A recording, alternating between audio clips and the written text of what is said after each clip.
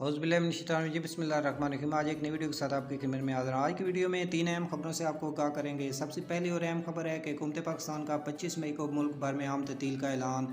25 मई को मनाने का मकसद शुहदा की लाजवाल कुर्बानियों की याद ताज़ा करना है। तो इस सिलसिले में 25 मई को मुल्क भर में आम ततील होगी।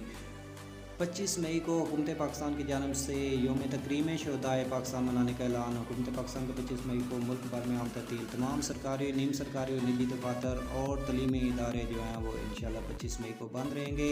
उसके बाद इसकी दूसरी खबर जो एक बहुत ही अहम है कि ब्रेकिंग न्यूज़ है कि बजट में जो सरकारी मुलाजमीन की तनख्वाहों में 20% इजाफे का इम्कान है और ये तजवीज़ गौर है। इंशाल्लाह जब भी वफाकी और सूबाई बजट पेश होंगे उनमें इंशाल्लाह मुलाजमीन के लिए अच्छी खबर होगी। और ये वफाकी बजट कब पेश किया जा रहा है? इंशाल्लाह वफाकी बजट जो है वो 9 जून को पेश किया जा रहा है। तो ये अहम खबरें थी जो आपके साथ शेयर की जा रही हैं। बहुत शुक्रिया।